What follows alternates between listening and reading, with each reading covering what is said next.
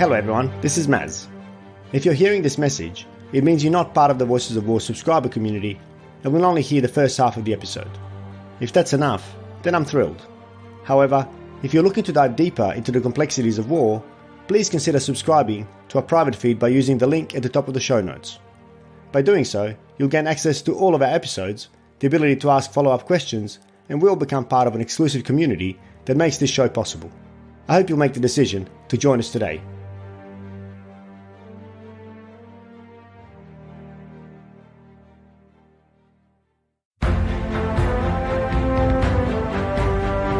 Can the United States re-engineer Iraq? Any competent person advising the US president on that question could only have come to the conclusion that this was not going to work. In the Middle East, the past is not history, it's practically contemporary. People's sense of what is important is very much shaped by collective historical memory. What we are noticing is a decline in the level of sympathy for Israel, particularly among the Democrats in the United States, that mirrors the rise in the United States of movements like Black Lives Matter. If there's one thing that I have realised over 50 years of working in the region, is that if you turn your back on the Middle East long enough, it will surely bite you on the bum. My guest today is Dr. Robert Bob Bowker, whose career in the politics and analysis of the Middle East spans 5 decades. He spent 37 years as an Australian diplomat in the region, firstly on postings to Saudi Arabia and Syria, and later as the Australian ambassador to Jordan, Egypt, as well as non-resident ambassador to Syria, Libya, Tunisia, and Sudan. Bob also held senior roles at the United Nations Relief and Works Programme for Palestine Refugees in the Near East, based in Gaza and Jerusalem. Following his diplomatic career, Bob spent more than a decade as an academic, firstly as an Adjunct Professor, and later as an Honorary Fellow at the ANU Centre for Arab and Islamic Studies. For a period of that time, Bob also served as an intelligence analyst with the Office of National Assessments. Bob recently published a memoir about his extensive career and personal attachment to the Middle East titled Tomorrow There Will Be Apricots, an Australian Diplomat in the Arab World. Bob joins me today to discuss his book, as well as his views on the state of the Middle East, its predominant and enduring fault lines, as well as the role of the West in the region. Bob, thank you very much for joining me on The Voices of War. It's my pleasure. That's quite a background you've got. I can't quite remember that I've spoken to an ambassador with such a portfolio in the past, such a diverse and broad portfolio. So firstly, congratulations on such an amazing and extensive career. Well, thank you.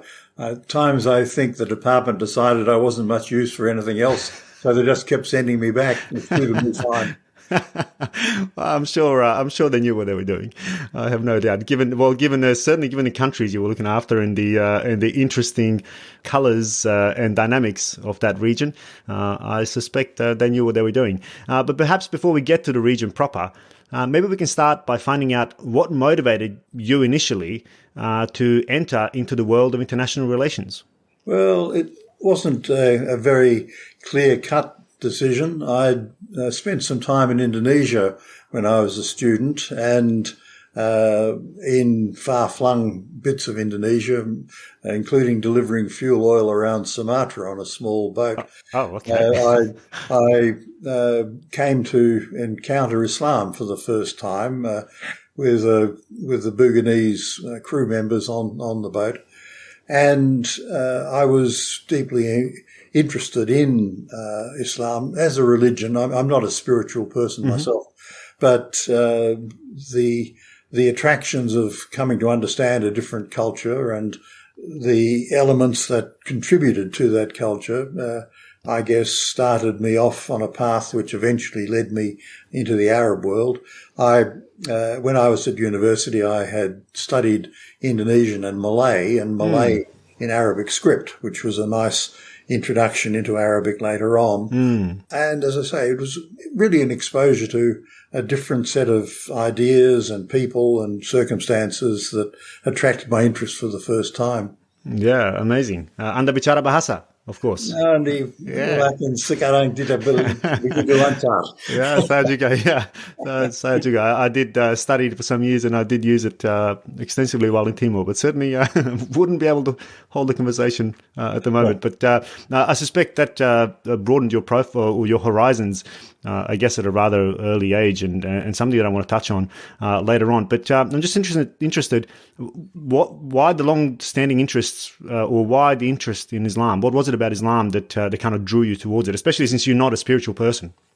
Well, I think it was the sense of communal solidarity that it encourages, the elements of mercy and forgiveness that are very much at the heart of Islamic teaching. And there's an element of history there as well.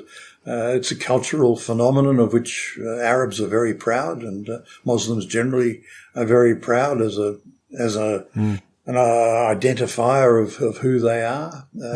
Lots of things that are not part of a Western culture shine through, and there's a great deal to admire in all of that.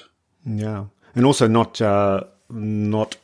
what's usually heard in the West about Islam, certainly not over the last 20, 25 years as well. So I think it's, again, another interesting insight. Yeah, the distortion of Islam as a result of the behaviour of individuals pursuing political objectives has been very tragic, I think, whereas there was a long history of positive interaction between Islam and the West, a far longer history of engagement in commerce and culture, and than there is a history of conflict, has largely been set aside in Western memories because of activities on both sides, people who've sought to exploit those instances where conflict has occurred and present that as some sort of enduring phenomenon, which historically is quite inaccurate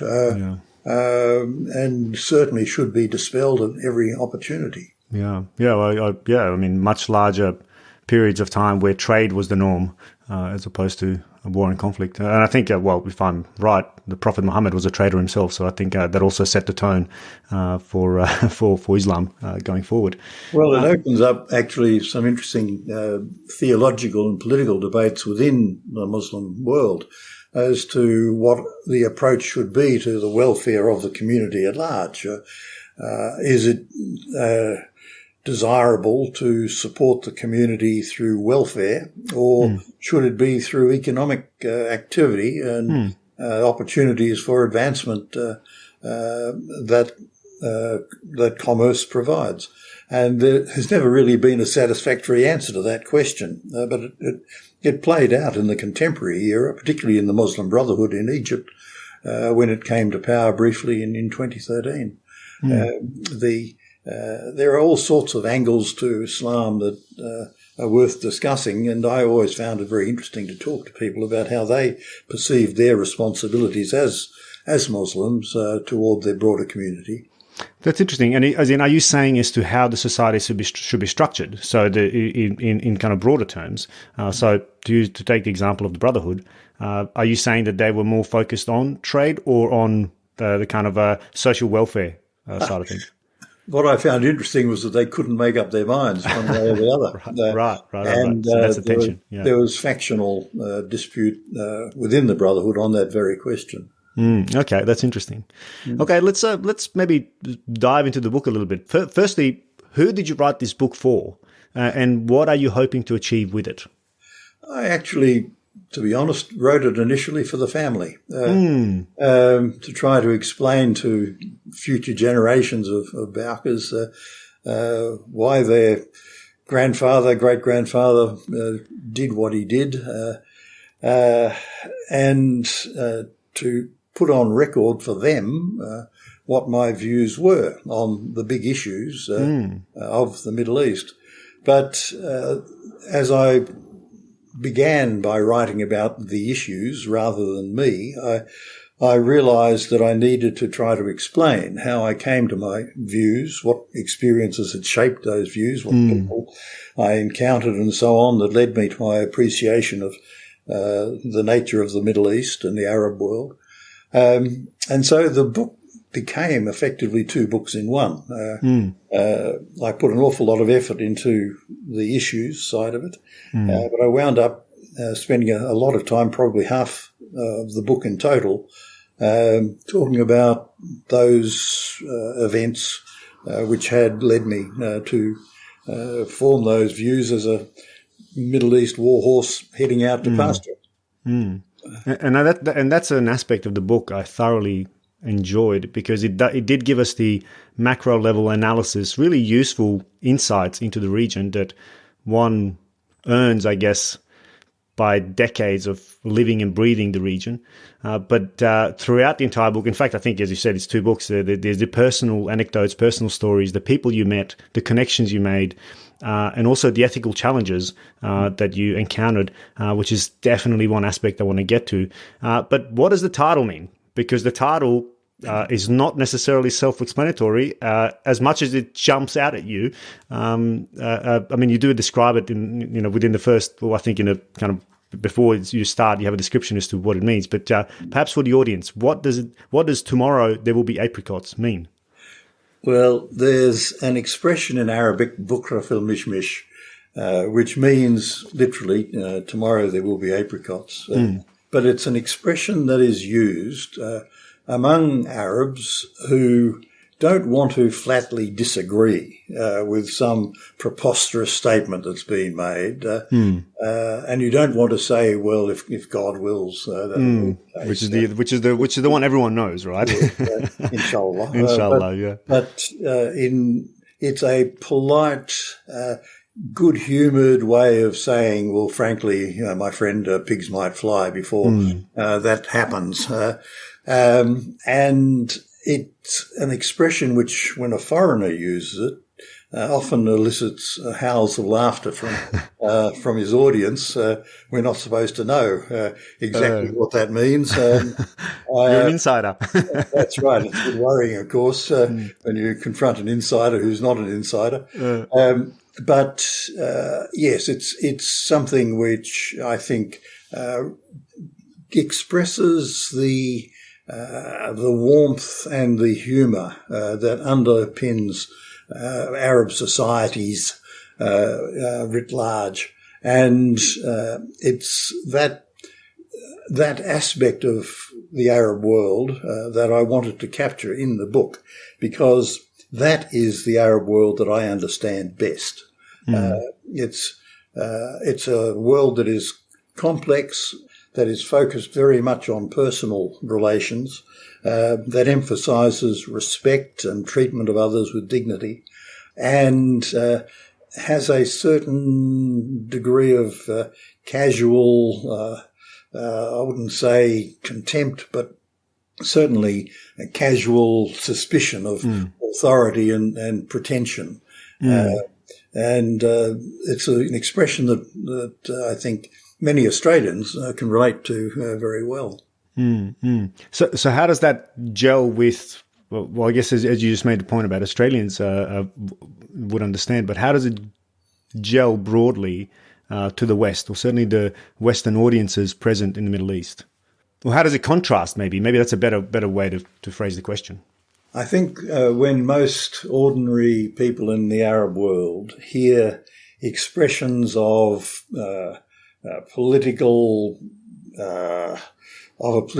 nature from leaders, be they in the West or in the Arab world, about how great the future is going to be, or how their approach to the region is so attuned to the region's needs and so on, there is a healthy scepticism that comes back in response, because the historical evidence is very much toward a relationship based on inequality and at times exploitation of Arab interests by outsiders and by their proxies in the region.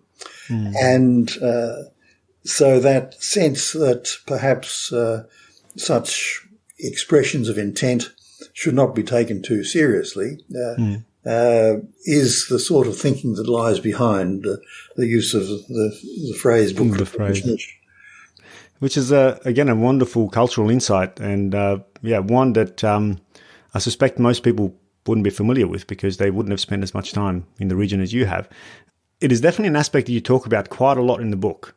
You talk about cultural exchanges, whether as a recipient, being kind of introduced to certain aspects of a particular culture, as well as sharing aspects of Australian culture.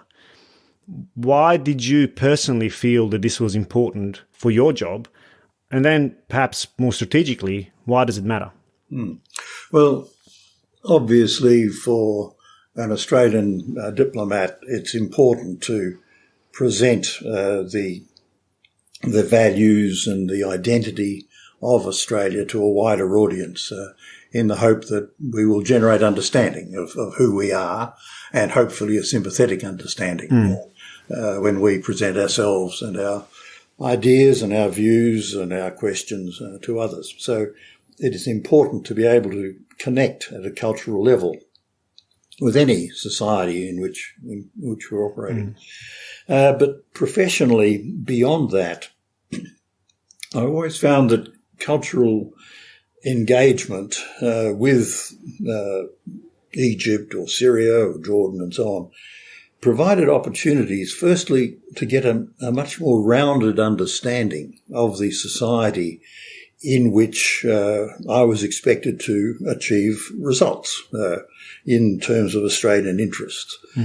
And there are opportunities when you're operating among people who are involved in cultural pursuits to gain this rounded perspective of the society in which they operate and how we might best interact with it.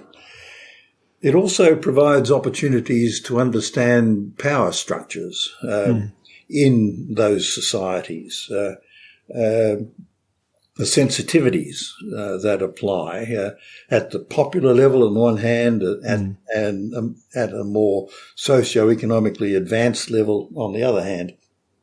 If you do something like, as we did, we had a particular interest in what they call Zar music, Z-A-R, Zar music in Egypt.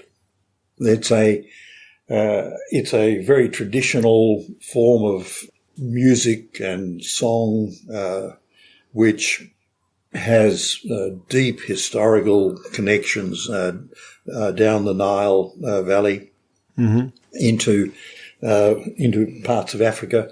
And it is very much a spiritualistic, strongly Sufist tradition. Now, when you talk to Egyptians about this, and especially Egyptians at a higher socioeconomic level, there is a degree of embarrassment that this phenomenon should even exist. It's viewed with deep skepticism in terms of Islam.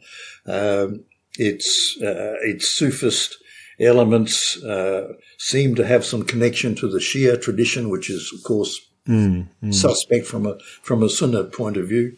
And yet it endures at the popular level with considerable force. So when you become involved in watching these sorts of performances and then talking to Egyptians about them, you get all sorts of interesting insights into what makes Egyptians tick at a personal level. That certainly expands your capacity to understand the dynamics of what's going on around you. What would be some of those standout cultural exchanges that you remember?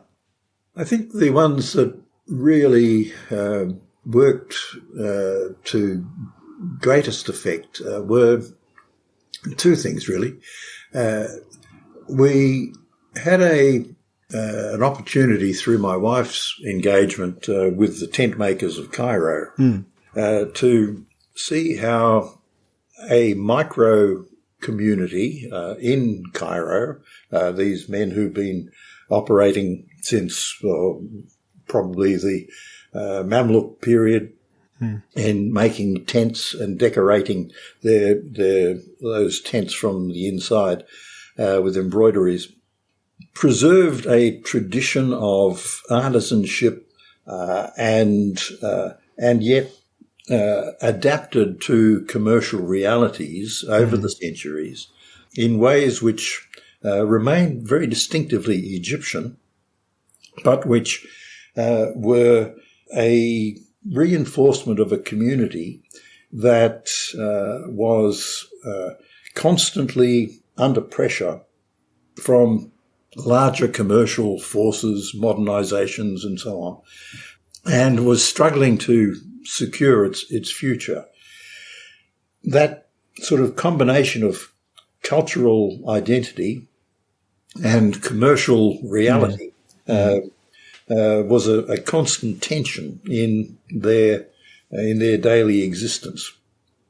And it was rewarding, from my point of view, to see how, with the assistance of my wife Jenny, the community managed to establish itself in a broader international market with accessing, particularly in the United States, the quilt maker communities who could recognise the quality of the work that was being done and respond to that by placing that industry on a more viable sustainable commercial basis. So that was one part of my memories of cultural engagement. But the other was the holding of an Australian film festival in Cairo, just as I was winding up there as ambassador. And we chose to run a collection of old 1970s style Australian movies, because I like them. But also because at that period of Australian cinema, we had a range of movies that were colourful, that were entertaining, that were sometimes light-hearted, and generally attuned to the sort of interests of much of the audience that was going to be invited to attend. And I was struck by the reaction to the showing of rabbit-proof fence, because the Egyptians who watched that movie responded to it in ways which were quite distinctively Egyptian. They saw these young indigenous women who were running away from the European, white Australian domination, of institutional domination and so on. And they empathised with them as people who, like themselves, had a story to tell but were not being heard and were determined to do whatever was required to address that through their own efforts and to maintain their sense of dignity and self-respect in doing so. And that Egyptian reaction was so revealing in what it said about how Egyptians view themselves vis-a-vis the rest of the world. That I found that, and the sympathy that the movie generated, of course, was something which is very positive from an Australian perspective. The fact that, firstly, you had Indigenous people behaving in that way, and secondly, that you had Australian film producers willing to make a movie along those lines. That said something powerful about the values that Australians stood for.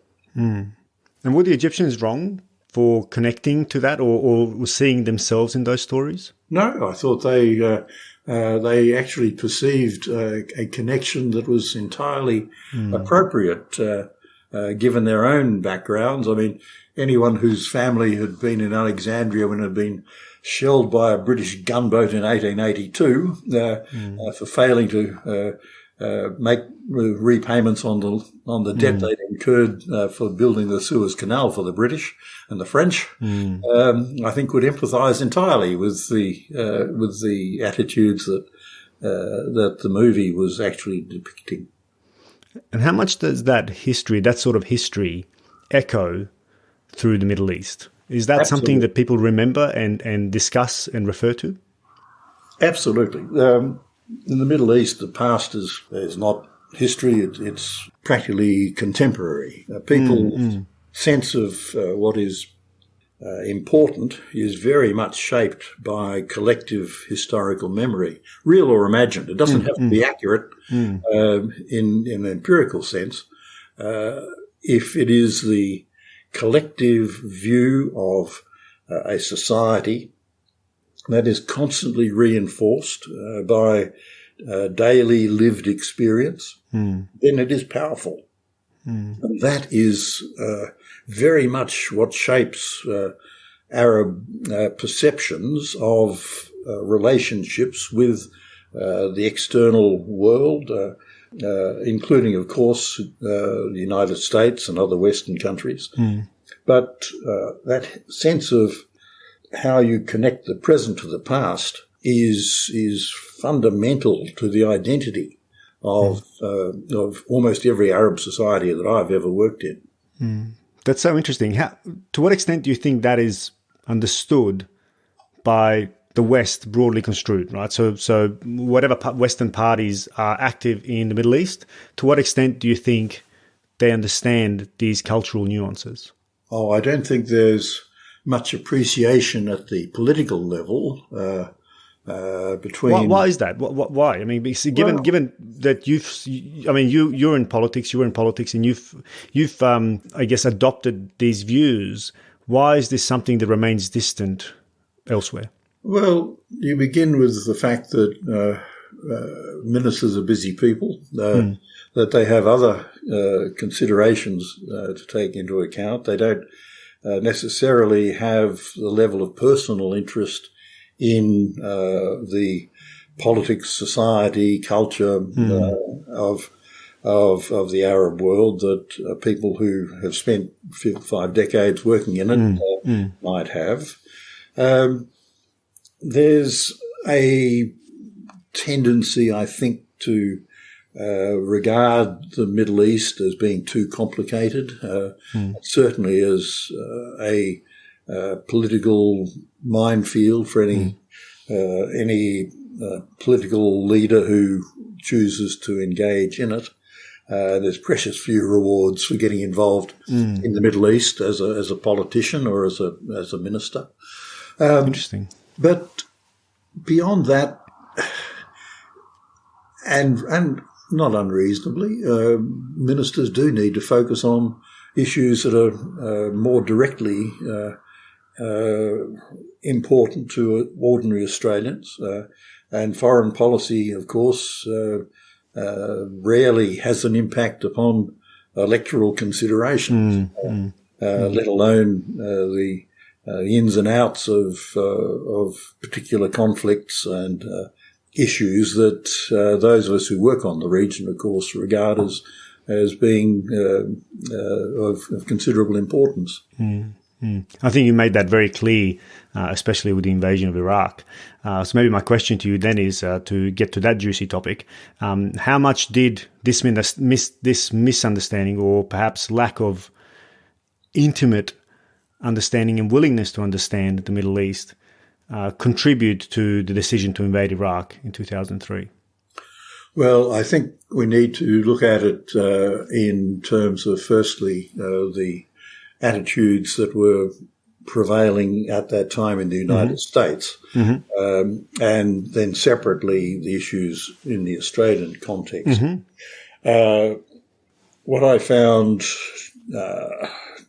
unfortunate in the United States, in the case of the United States, was the absence of any strategic analysis about the not the capacity of the United States to win a military victory in Iraq, but rather the fundamental question of whether a military action against the regime of Saddam Hussein would produce a more durable and satisfactory outcome than a result achieved or a result sought through political and diplomatic means. And to answer that question, one really needed to look at what the post-conflict scenario in Iraq would look like. It needed a careful analysis of the political, the regional security element, the nature of Iraqi society and its connections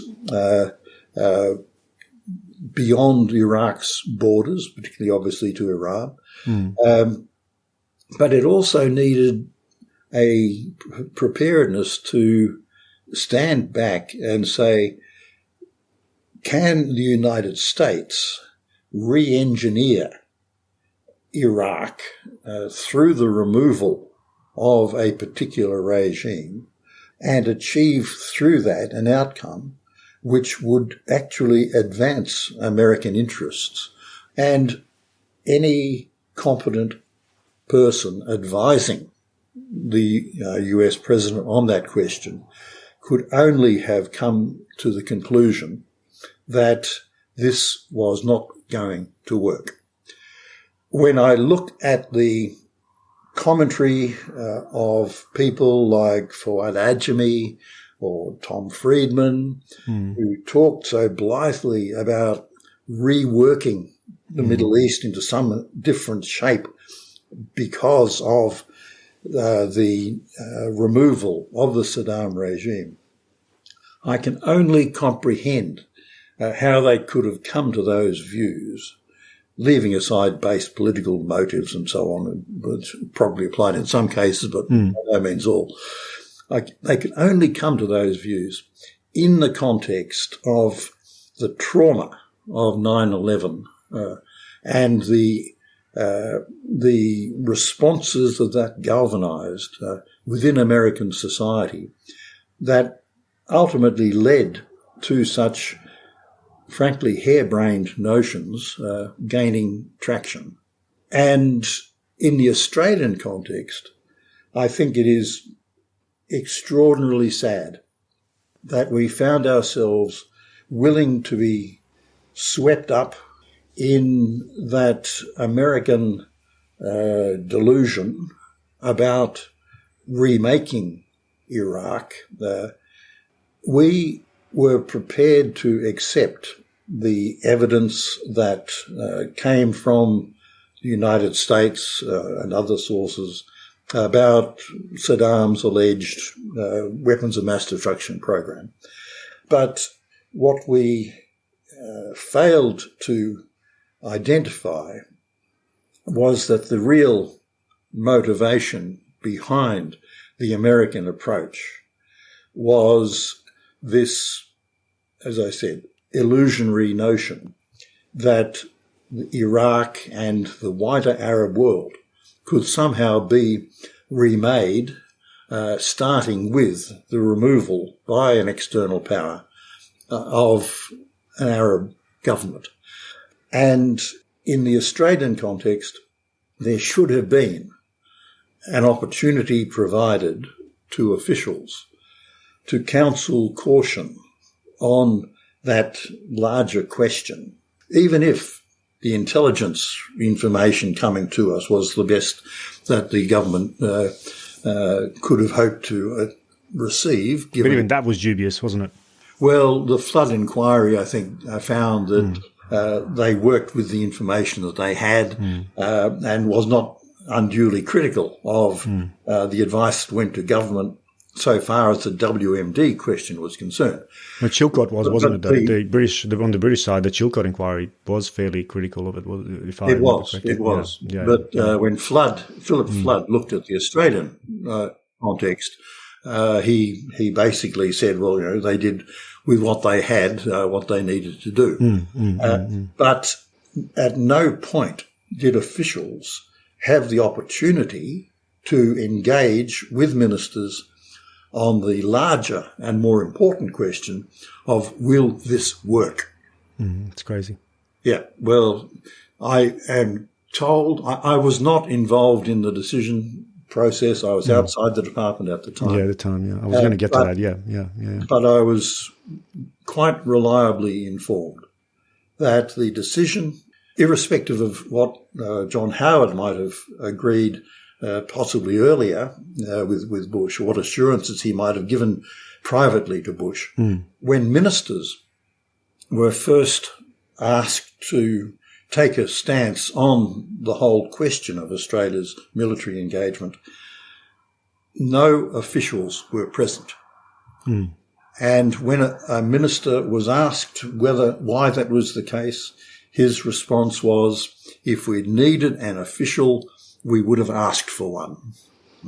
In other words, the government had set its mind on a particular approach, and it was not looking for advice about the feasibility, the practicality, indeed the strategic rationale for that decision. And that, I think, was a gross betrayal of the public interest on Australia's part. The obvious question is why? Why did the Howard government do that? Yes, I wish I could give you a simple answer to that. I think one can go back to all sorts of personality factors, political instinct, an absence of understanding of a wider context.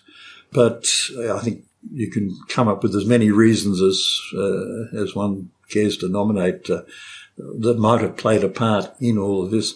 I wasn't, as I say, involved, and I can't tell you exactly what.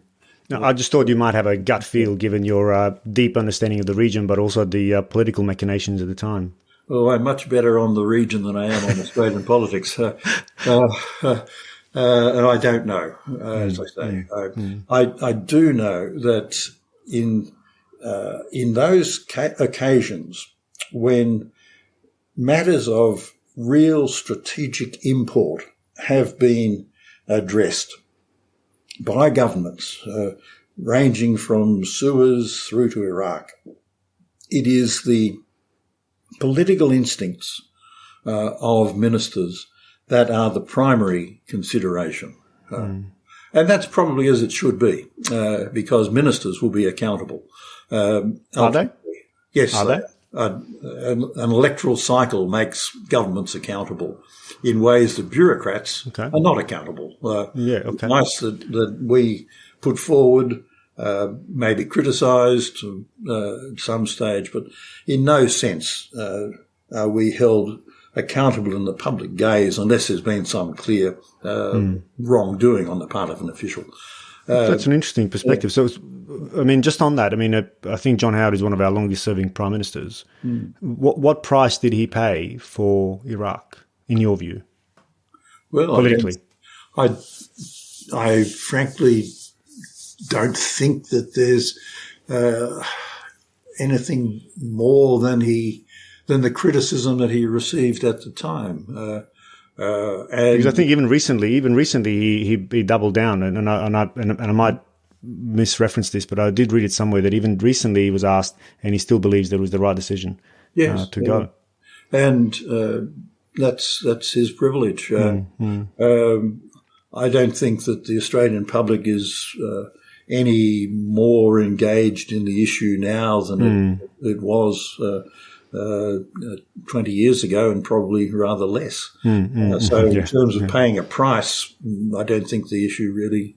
I don't think it's really is something to be paid for. No, that's right. Yeah, no, and I think that's a interesting, nuanced point, and I think it's something that I address quite a lot in the podcast, and I make the claim that our leaders send us to war with relative impunity, which is why I wanted to touch on that point. Because as much as it is the political cycle and etc., they're being held accountable. Well, the accountability is certainly not as great, and this is where I talk about the jus ad bellum or the reasons we go to war. We hold our soldiers accountable to the way they conduct war, but certainly don't hold our leaders to the same level of accountability as to, drag them over a court, for example, whether this was an illegal war or an illegal invasion, which, even certainly the Chilcot inquiry used that language, if I remember correctly. So on that note then, Bob, given what you've just kind of explained about Iraq and Australia's choices, should Australia have debated this war in Parliament? And this goes to the broader question that's certainly contemporary in Australia at the moment, whether the Prime Minister and the Cabinet should hold decision power whether Australia goes to war, or whether we should, in fact, debate this in Parliament.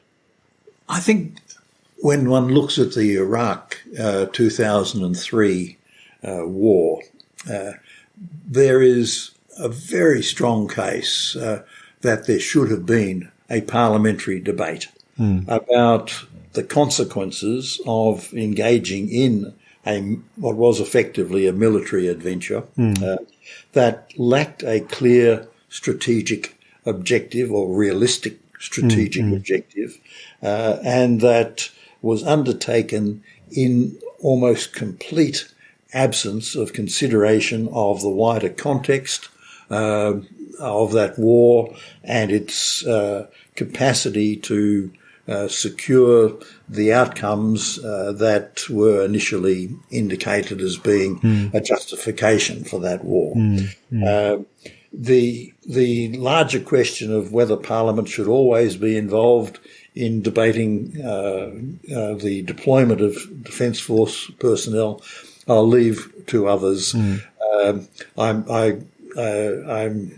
not convinced that it would be a requirement for every peacekeeping operation, although it is always healthy to have a discussion about what objectives are being served and whether they are credible and appropriate against the wider context of Australian deployments. I mean, we've had approaching 70 deployments of Australian naval vessels now to what is essentially a program in the Western Indian Ocean, preventing or seeking to reduce the amount of drug smuggling that goes on in the region. I don't think that's ever been the subject of a parliamentary debate or discussion. It probably deserves to be because it is absorbing a substantial proportion of Australia's naval assets. So there is a place for parliamentary discussion and debate on some of these questions. Whether it needs to take place on every occasion, I'm not entirely against one way or the other. I guess my only thinking on that would be is that at the very least, it would prevent the type of decisions and then the type of quotes, as you quoted earlier, of a minister saying that if we wanted official advice, we would have asked for it. At least it would prevent that, because then at least some members in Parliament would want to be informed and would therefore seek the opinions of people like yourself that would then, of course, use the public limelight to, of course, show how much they know and how nuanced their understanding of the region is, and therefore might elevate, one would hope, our discussion and our understanding of the potential consequences of sending our troops into conflict. I'm all about elevating discussion, and I do think that we need to ensure that parliamentarians, like business people and the Defence Force and a whole range of public servants who undertake business connected to the Middle East, need to understand better the environment in which they are working. And only good can come from that, not only for ourselves, but from the Middle East as well. Of course. But it brings an interesting point about this tension between interest versus values. And that's something that I'd really be keen to hear your view on, given that you had to balance that really in a very nuanced way, that you had to, I guess, present or pursue Australian interests whilst doing it, by using our values. How much do you think this Iraq war or this decision to go clashed with our values in the pursuit of some supposed interests. And it's arguable whether we're in our interest anyway. But let's assume that the Howard government thought it was in our interest to go, which is what we're being told, broadly speaking, that both Afghanistan and Iraq were all about the alliance with the US. So how much does that clash with our Australian values that you worked so hard to, I guess, uphold and promote and project to the region? I have to look at that in several different dimensions.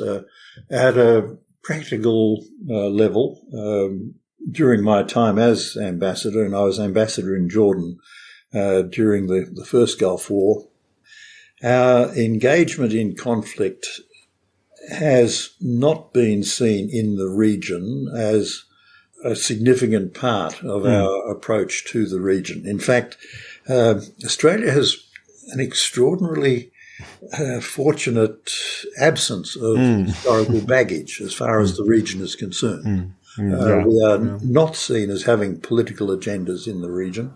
We are seen as being a reliable partner in trade.